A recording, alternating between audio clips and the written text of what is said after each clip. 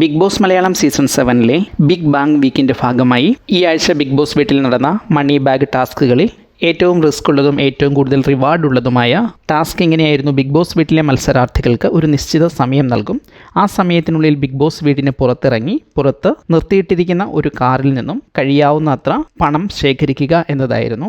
20,000 രൂപയുടെ കെട്ടുകളായി 20 ബണ്ടിലുകളാണ് കാറിനുള്ളിൽ വെച്ചിരിക്കുന്നത്. ഈ 1 മിനിറ്റിനുള്ളിൽ പുറത്തുപോയി കഴിയാവുന്നത്ര പണം ശേഖരിച്ച് തിരികെ വരിക എന്നതായിരുന്നു ടാസ്ക്.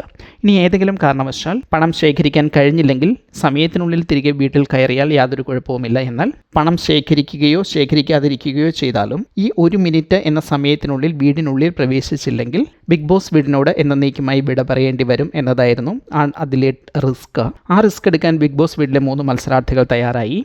ആദില, അക്ബർ, അനുമോൾ എന്നിവർ. ഇവർക്ക് ബിഗ് ബോസ് അവിടെ നൽകിയിരുന്ന മാക്സിമം തുക 20 കെട്ടുകളിലായി 4 ലക്ഷം രൂപയായിരുന്നു. ഒരു പ്രത്യേക കോർഡിനേഷനോടുകൂടി തന്നെ ഇവർ 3 പേരും ടാസ്ക് ജയിച്ചു. ഇവർ ചെയ്തത് ഈ ടാസ്കിൽ ഓരോരുത്തരും ഓരോ കാറിൻ്റെ ഓരോ ഭാഗങ്ങൾ വീതം സെർച്ച് ചെയ്യാൻ തീരുമാനിച്ചു.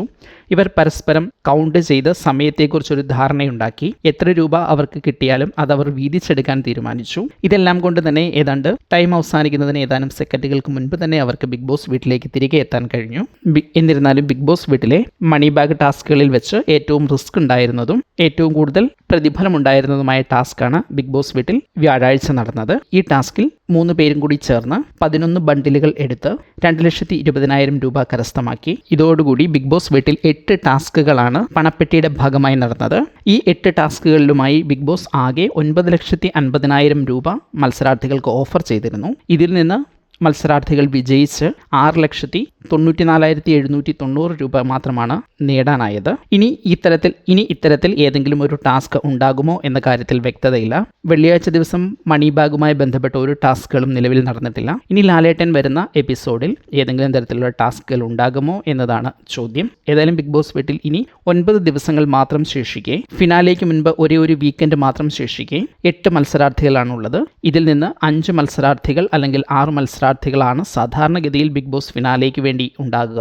അങ്ങനെയെങ്കിൽ ഈ ആഴ്ച ആരൊക്കെ ബിഗ് ബോസ് വീട്ടിൽ നിന്ന് പുറത്താകും എന്നത് നിർണായകമായ ചോദ്യമാണ്. 7ാം ആഴ്ച എന്നതുകൊണ്ട് തന്നെ ഫൈനൽ 5 എന്നതിന് പകരം ഫൈനൽ 7 എന്നോ മറ്റോ ബിഗ് ബോസ് തീരുമാനിക്കുമോ എന്നതിൽ വ്യക്തതയില്ല. സാധാരണ സാഹചര്യം അനുസരിച്ച് ബിഗ് ബോസ് വീട്ടിൽ നിന്ന് ഈ വാരാന്ത്യത്തിൽ 1-ലധികം മത്സരാർത്ഥികൾ പുറത്തു പോകാൻ തന്നെയാണ് സാധ്യത. ബിഗ് ബോസ് വീട്ടിൽ ഈ ആഴ്ച നടന്ന മണി ടാസ്കിൽ ആരുടെ പെർഫോമൻസുകളെയാണ് നിങ്ങൾക്ക് ഏറ്റവും ഇഷ്ടപ്പെട്ടത്? റിസ്ക് എടുത്തതിനനുസരിച്ച് മത്സരാർത്ഥികൾക്ക് പണം ലഭിച്ചോ ഇല്ലയോ? എന്താണ് നിങ്ങളുടെ അഭിപ്രായം? കമൻറ്റ് ചെയ്യാൻ മറക്കരുതേ.